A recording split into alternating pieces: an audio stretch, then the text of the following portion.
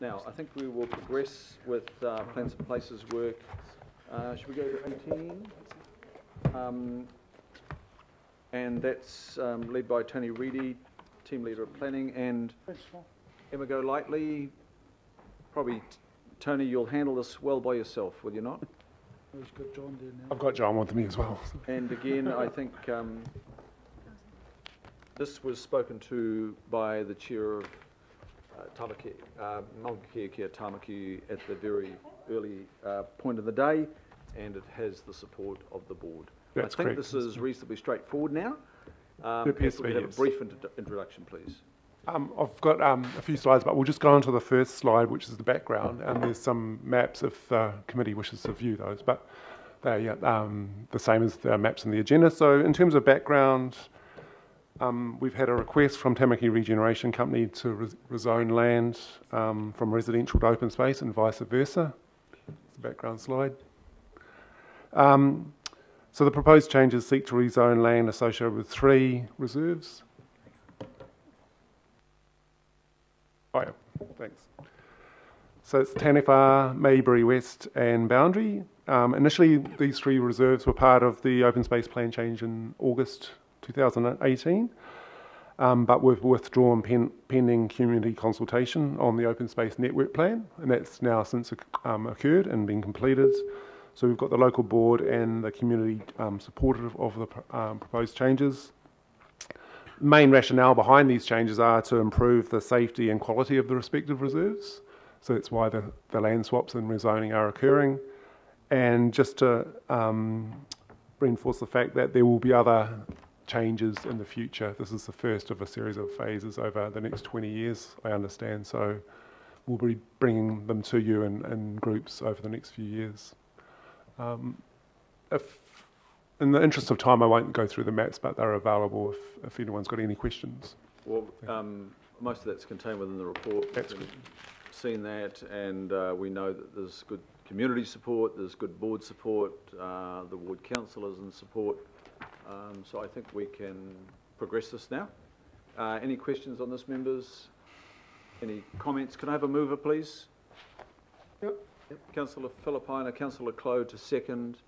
Thank you, Tony. Thank you. All those in favour say aye. Aye. Contrary, no. Declare that carries. John, there's heaps.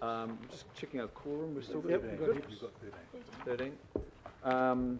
We'll go straight to the National Policy Statement on freshwater management, and welcome Phil Reid and Deborah Yan. And I think Councillor Filipaina signals move this. Members, this piece could have fallen into either committee of Planning Committee or Environment Community Committee. Do I have a second for this, please? Councillor Hills, thank you. Phil. Okay, I might just open up, and there is a very short presentation that we can take should we wish. So there is a statutory requirement on doing a progressive implementation program associated with the NPS on freshwater management. So the last one, as prepared in 2015, was in response to the 2014 version of National Policy Statement Freshwater Management. So there is an associated one that we've now got to do for the latest update that's been made. Deborah Yan from within my team will just take you through a short presentation to talk you through the differences that have occurred since our position in 2015. Phil. Good afternoon, Mr Chair and councillors. Just want to say that implementing the National Policy Statement for Freshwater Management is a council family project. This Progressive Implementation Program has been developed collaboratively with both Healthy Waters and Rimu. The purpose of a Progressive Implementation Program is to outline how Council will implement the NPS by 2025. The National Policy Statement requires Council to review and update its program regularly.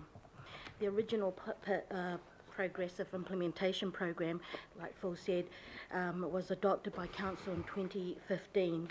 We've updated the program now, and that's set out in Attachment A, and it outlines the implementation changes as a result of legislative changes to the National Policy Statement and policy and data requirements.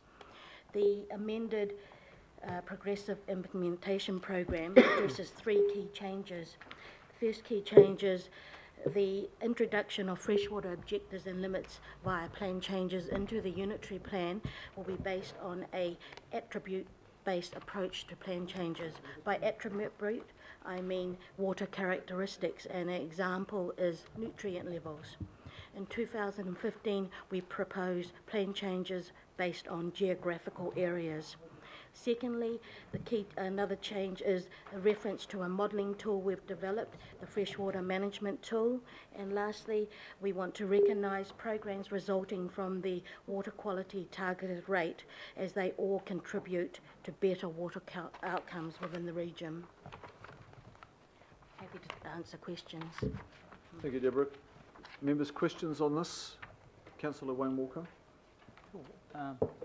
Is there a proposal within this to